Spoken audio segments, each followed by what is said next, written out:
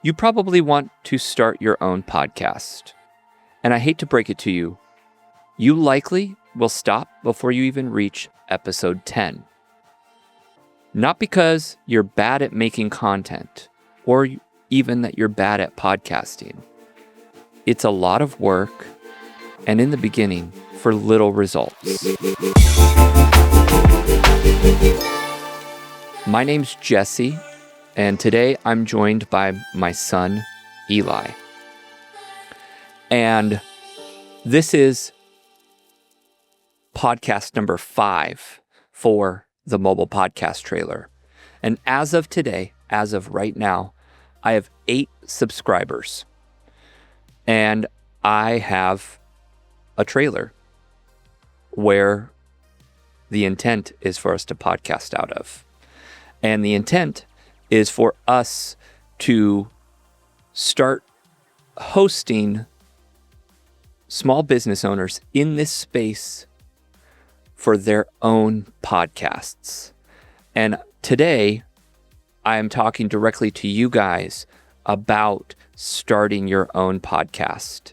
And Eli is going to ask me a few questions, and we are going to quickly go through a few. It's a podcast style episode, but it's not going to be the length of a typical podcast. So he's got 5 questions, and we're going to get started right now. What has surprised you most about podcasting? All right, so everybody thinks that podcasting is simple.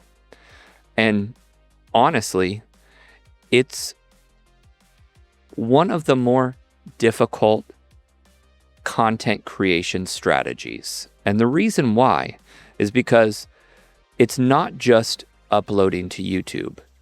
It's also uploading to a podcast host.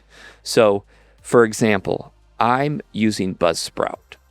And Buzzsprout is a host that allows me to link my podcast to multiple locations. Apple Podcast, iHeartRadio, and so on. So basically, this is like kind of a thing to like release your music with. Kind of Like that. If there's YouTube and SoundCloud, and I think actually you can release your podcast on SoundCloud too. But yeah, this is the distribution channels. But one of the crazy things that I learned, because keep in mind, before Mobile Podcast Trailer, I had never uploaded a podcast. I've done content for 10 years, but I've never uploaded a podcast. I think that you can like upload to Spotify as well. My podcast is on Spotify. Yep. Have you put it up on iHeartRadio? I'm not sure. I think so. And you have the app for Spotify for Artists. Say that again? Do you have the app for Spotify for Artists? Oh, I don't know. At least I don't have the app on my phone. I just have the Spotify app. But one of the most challenging parts that I found was the podcast artwork. That certainly, not only did all of the steps to create the podcast itself surprise me, but it also surprised me how hard it was to get the artwork approved for Apple Podcast. That actually took a couple weeks because I didn't know. I didn't know what was right or wrong. Pixels? What's that? Like how many pixels? Yeah, so I guess my artwork was too big. And so they rejected it. It was 3,000 by 3,000, but I think that the logo artwork was too big on the 3,000 by 3,000. So if you're having issues with that, message me. I think I know how to fix it. What is the most important part of podcasting?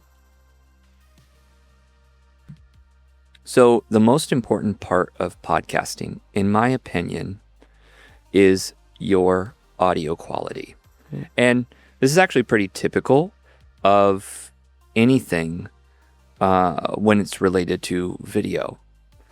If you are watching a bad movie with bad visuals, but it has good audio, you're typically okay. But if you're watching a great movie with crappy audio, most people can't hang. So your most important aspect, even if you're doing a DIY setup, meaning you have your phone and that's it, invest in a decent microphone. In fact, you don't have to do all that I did for this, but you could get a DJI, or I think they're called Hollyland microphones that just plug into your phone, and they have a little lapel mic and they plug right in. You put it right on your shirt. You see them all over Instagram and TikTok, but you could plug them into your phone and it gives you really excellent audio quality. And then you could just process that through the Adobe Enhance tool to give it a little bit more production quality. What do you mean, like, plug-in? Is it like connect, like automatic connect? Yeah, so if you have the, like for me, I have DJI mics, so I can just plug the receiver into the bottom of my iPhone and then put the lapel on and it automatically connects. You could also do it like if you had like a DJI Osmo Pocket 3, because that's the best pocket camera that we have out. As of time of recording this video, that, you can automatically connect. So if you're doing a video podcast that way, that provides good audio too. But audio is the most important, obviously. Okay. What's most overwhelming about podcasting or the mobile podcast trailer?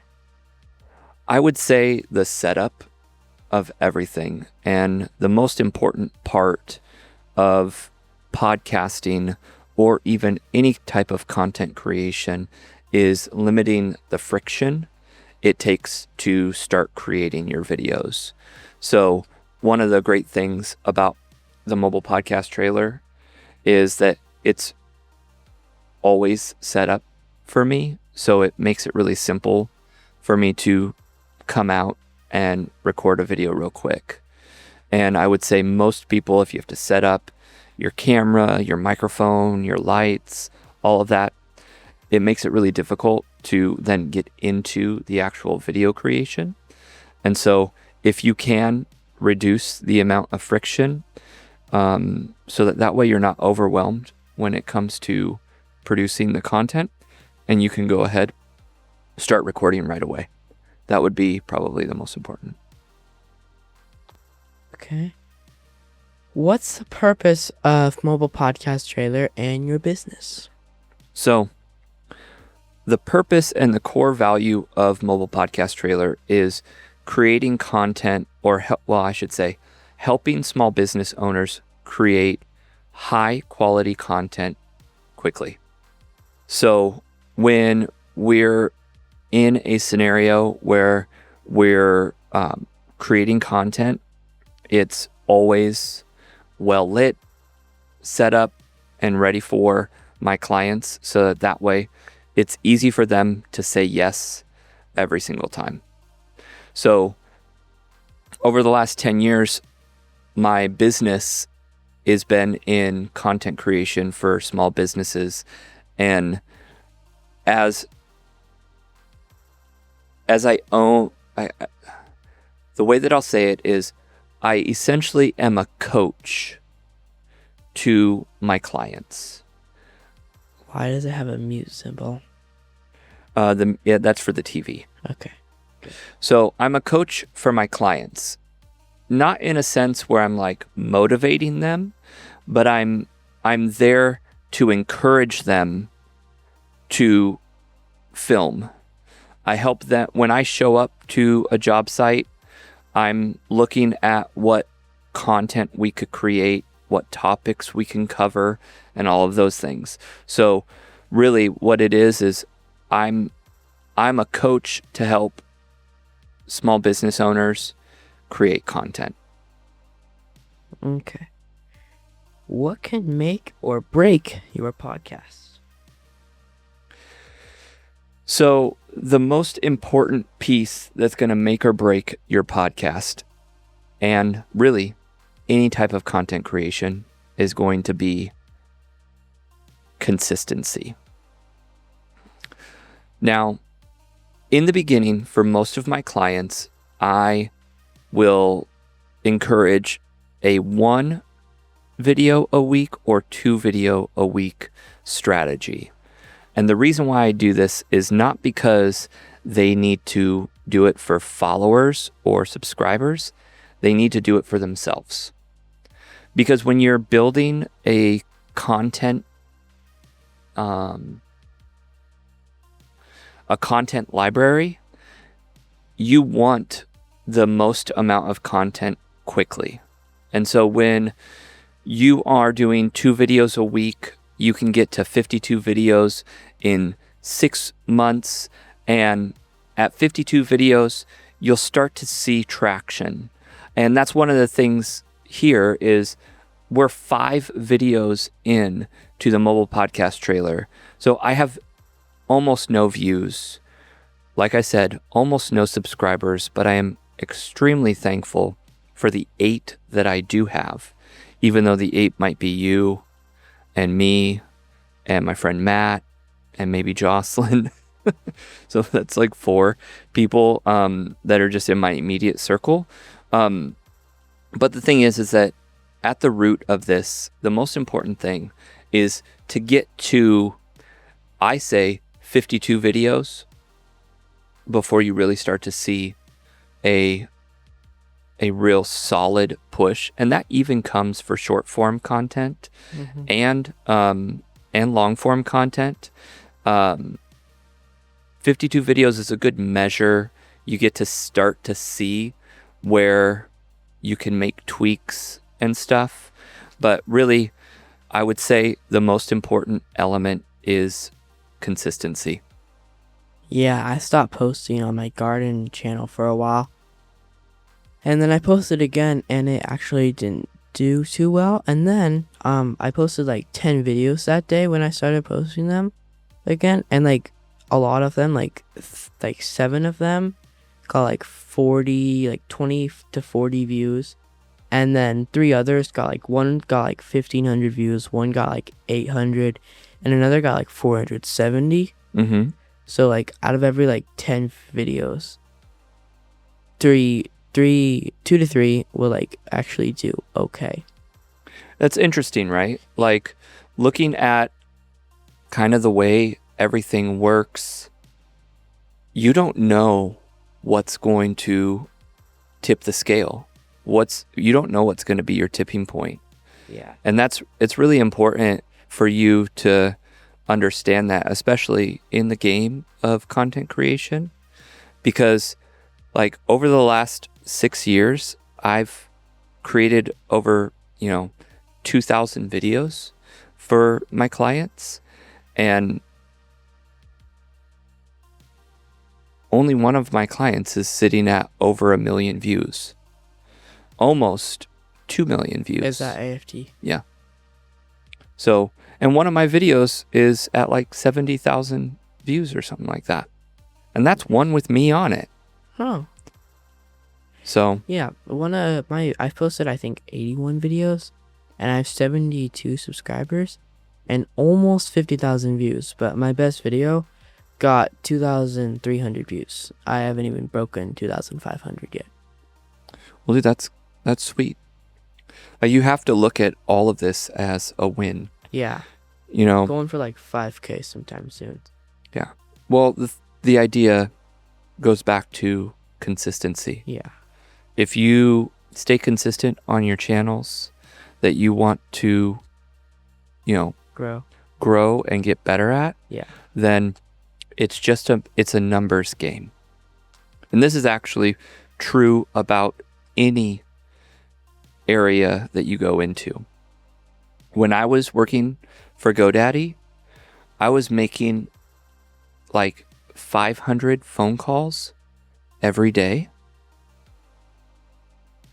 And I would only close on sales on like 10 of them.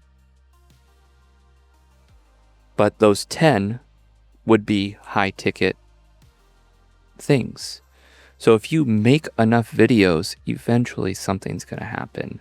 If you make enough phone calls, something's going to happen. So we're going to end this here. We don't need to go much longer.